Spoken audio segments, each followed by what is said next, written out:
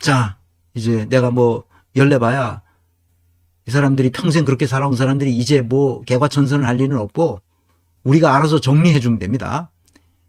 자, 이재명의 그 영웅 서사가 이제 기승전결해서 기승은 지났고 결의 순간이 지나서 이제는 이 턴어라운드 하는 시기가 돌아왔는데 지난 시간에 정치 민주화에 대해서 얘기했습니다. 그거 반드시 고쳐야 됩니다. 이제 오늘 경제 민주화를 할 시간이 된 거죠.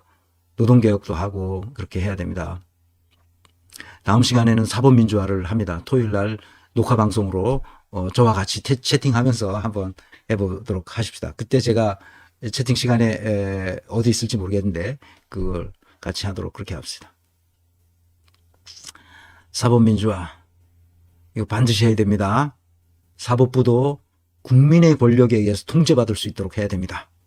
교육민주화 이건 당연히 교육민주화 돼야 되죠. 이성의 기능이 작동할 수 있도록 해야 됩니다. 지금은 이성의 기능이 학교에서 다 죽여버립니다. 그러게 문제죠 이게. 그리고 마지막으로 남북관계 정상화 이 분야는 제 전문 분야가 아니라서 제가 할 말은 있지만 이 전문가들이 우리나라에 또 많이 있으니까 그것은 홍익표 대표가 좀 알아서 전문가들의 얘기를 듣고 앞으로 20, 30년 동안의 그 마일스톤을 놓아서 그것에 따라 하나씩 평화적으로 통일을 할 수 있도록 헌법에서 명령하고 있어요. 평화적으로 통일하라고. 그러니까 그것을 잘 익혀서 해놓은 게 있을 겁니다. 다. 그거에 따라서 집이 이 전쟁 패러다임에서 평화 패러다임으로 대전환할 수 있도록 그렇게 하기를 바랍니다. 그래서 내가 얘기한 것들을 다 정리해 가지고 차기 총선 출마자에게 비전과 전략에 대한 합의 계약서를 반드시 작성하도록 그렇게 하기를 바랍니다. 자, 이제 경제민주화 이슈를 하나씩 다뤄보겠습니다. 우선 첫 번째로 경제민주화의 첫 번째는 평등이 아니라 빈곤의 문제로 접근해야 한다는 것입니다. 억압과 착취의 관행이 만연해 있는 우리나라에서 불평등을 자꾸 시비 붙으면 그거는 옳지 않아요. 불평등의 문제가 아니고 빈곤이 문제예요. 불평등을 사람들이 뭐라 그러면 돈 많은 사람들이 내 것도 뺏어다 뭐 어떻게 하려고 그러는 모양이다 이렇게 생각하기 쉽거든요. 우리 사회의 가장 큰 문제는 빈곤의 문제예요. 불평등의 문제가 아닙니다. 나는 예전서부터 불평등을 평등하게 만드는 길은 없다. 우리 기능적으로 불평등은 다 인정해야 된다. 사람마다 다 다르게 태어났고 능력도 다르고 하는 방식도 다르고 다 자기가 다 다른데 70억 인구가 다 다르거든요. 근데 그걸 똑같이 만든다는 게 말이 안 되지. 불평등은 문제가 아니에요. 불평등해야 돼요. 또 불평등이 필요해요. 그걸 평등하게 만들 수도 없어요. 문제는 빈곤의 문제거든. 그 1분위에 있는 사람들, 이 빈곤한 사람들에게 우리 사회가 어떻게 해야 되냐. 우리 사회와 국가가 책임을 져야 된다는 거예요. 이것은 철학적이고 또 이 정신문명사적인 입장에서 볼 때 인간의 존엄성에 관한 문제이기도 해요. 인간이 누려야 할 인간의 존엄성이 존중되고 보호되는 공동체를 만들어야 합니다. 그런 차원에서 반드시 이 빈곤의 문제를 한국에서 처리돼야 됩니다. 지금 빈곤한 사람들이 너무 많아요. 제 1분위에 있는 사람들을 보면 형편없습니다. 이 삶이 인간적인 삶을 살도록 지금 40만 가구가 집이 아닌 곳에서 살아요. 이 말이 됩니까?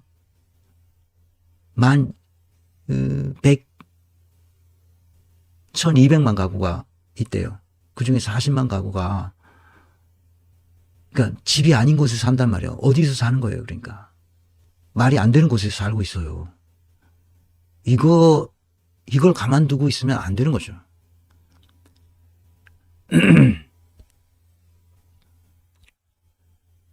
내가 예전 강의에서도 여러 차례 얘기했는데 내가 경영학자로서 아주 분명하게 말씀드릴 수가 있어요. 1분위에 있는 빈곤층에게 그들이 우리 헌법에서 보장하는 인간적인 삶을 살 수 있도록 보장해주면 그런 환경 조건을 만들어주기만 하면 어떤 일이 생기느냐. 놀랍게도 국가의 경제 성장을 이룩하게 된다는 거예요. 아니 그 가난한 사람을 인간적인 삶을 살 수 있도록 어떻게 환경 조건을 만들어줬더니 국가 경제가 좋아진다고? 그게 어떻게 말이 돼? 이렇게 생각하는 사람들이 많을 텐데 왜 그런지를 설명하려고 그래요. 이 사람들이 우리 한국 경제의 기반을 이루고 있거든요. 1분 위에 있는 사람들이. 가장 빈곤층에 있는 사람들이. 이 사람들이 먹고 사는데 지장이 없도록, 그리고 일상생활을 하는데 지장이 없도록 우리가 그런 시스템만 만들어주면 이 사람들의 소비하는 방식이, 아마티아 세인이라고 그랬죠? 아마티아 세인일 겁니다. 아마 이름이. 그 인도에서, 그 인도 출신인데 미국 경제학자죠. 이 사람 노벨 경제학상도 받았던 사람인데 그 사람이 쓴 책. 가난할수록 합리적이라는 거예요. 가난한 사람들이 소비하는 걸 보면 진짜 자기에게 효용이 큰 것부터 소비하기 시작한다는 거죠. 가장 합리적으로 소비한다는 거예요. 자기에게 돈이 생겼을 때. 그리고 돈 많은 사람은 막 허투루 쓰거든. 돈이 워낙 많으니까. 돈을 벌고 그러니까. 그런데 가난한 사람들에게 자기에게 주어진 그 재원이 있으면 반드시 딱 합리적으로 쓴다는 거야. 그러니까 그 사람들이 소비를 해주면 어떻게 되겠어? 상품이 팔릴 거 아니야. 그 사람이 합리적으로 소비하는 그 소비 상품들이 팔리고, 그러니까 공장이 더 돌아가고, 그러니까 생산이 늘어날 거 아니야. 그러면 소비가 또 늘어나고, 그것이 선순환을 거치지. 그러면 경제가 발전하는 거야. 그래서 맨 밑바닥에 있는 사람들이 정상적인 인간적인 삶을 살 수 있을 때까지 그들에게 도와야 되는 거야. 그들의 삶을 그런 환경 조건으로 만들어 줘야 된다는 거야. 그럴수록 경제가 성장하게, 건강하게 발전하게 된다는 거야. 그리고 어떻게 하면 그렇게 하냐? 5분위에 있는 사람들의 세금을 더 걷어야 돼요. 세금을 더 걷어서 1분위에 속하는 빈곤층에게 배분해 주는 겁니다. 그러면 소비가 증대되잖아요. 그러면 그게 5분위까지 영향을 끼쳐. 트리클 다운이 일어나는 게 아니라 트리클 업이 일어나. 놀랍잖아요. 왜 이걸 생각 못 하느냐 말이야, 우리. 이거 이렇게 하면 돼, 이게. 아마르티아 센이다. 아마르티아 센. 맞아, 아마르티아 센. 그 인도 출신 미국 경제학자잖아요. 가난한 사람에게 기본 생활, 기본 사회, 이런 것이 가능하도록 우리 공동체가 만들어내야 한다는 거예요. 그래야 1분위에 속한 사람들에게 경제적 성장의 기반을 마련할 수 있다는 것을 민주당이 확실히 당론으로, 당 강령으로 만들어서 반드시 그것을 해내고 말도록 그렇게 해야 돼요. 홍익표는 이 강의를 듣고 기본소득, 기본주택, 기본금융을 포함하는 기본사회를 당 강령으로 만들어서 반드시 그걸 해내겠다는 생각을 해야 된단 말이야. 그래야 경제가 아주 반석 위에 설 수 있어요.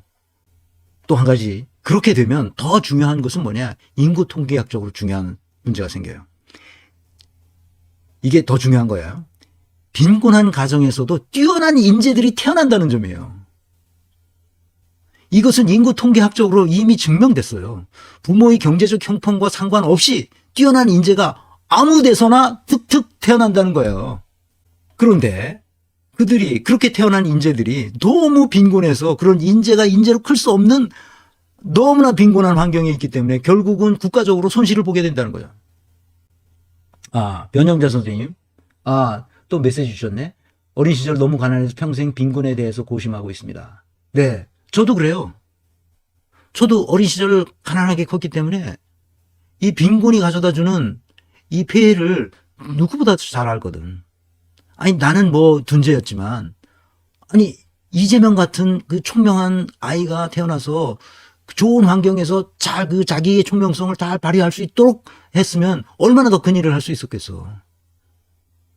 지금 지금 학교를 제대로 못 나왔다고, 가난하게 컸다고, 지금 개무시당하고 있잖아. 아니, 대한민국 정치인 중에서 그 이재명만큼 총명한 사람 봤어? 나와보라 그래. 푸른 논 선생님, 이순신은 깨시민이 없어서 죽음을 선택했습니다. 이재명, 최동석을 지키고 알립시다. 네. 저는 됐고요. 이재명 잘 지키시면 됩니다. 저는 안 지켜주셔도 됩니다. 푸른 논 선생님, 감사합니다. 변영자 선생님 또 문자 주셨네요. 제 살아생전 용해인이 대통령 되는 걸 보고 싶네요. 네. 용해인도 물건입니다. 용해인도 아주 여장부예요. 이제 잘 크겠죠, 이제. 그래서 빈곤한 가정에서도, 그러니까 부자들이나 또는 뭐 돈 많은 집에서 태어나는 애들만 무슨 아주 총명한 애가 태어나는 게 아니에요. 그리고 빈곤해서 그런 인재들이 자기 재능을 제대로 발휘할 수 없는 환경에 처해버리는 것은 국가적인 대손실이죠. 그런 점에서 홍준표는 반드시 이 문제를 해결해야 됩니다.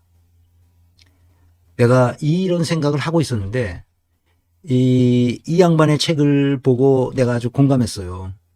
해리 이게 영어로 이게 프랭크푸르트라고 읽는 거죠. 이게 아마 독일 사람, 그 조상이 독일인이었을 것 같아. 프랑크푸르트의 이름이. 성이 프랑크푸르트예요.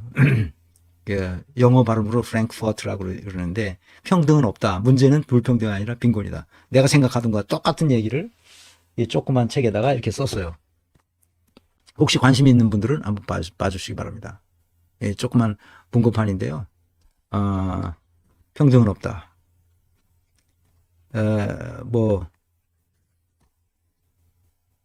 한 문장만 읽어드릴게요. 불평등은 그 자체로는 비난받을 만한 것이 아니다. 따라서 불평등 자체에 초점을 맞추는 것은 우리가 실제로 직면한 문제를 잘못 짚는 것이다. 제 생각이 똑같습니다. 불평등은 없앨 수 없고 불평등이 오히려 좋은 사회적 효과를 가져오기도 합니다. 그러니까 불평등 당연히 부자도 있고 가난한 사람도 있어야죠. 근데 너무 빈곤하지 않도록 인간적인 삶을 살 수 있는 수준까지는 다 올려놔야 된다는 거예요. 다. 그러면 그 부자들도 여기서 소비하는 것 때문에 경제적인 이 순환 서클이 선순환이 돼서 이 사람들도 같이 올라간다는 거예요. 이렇게. 내가 항상 주장하는 게 그겁니다.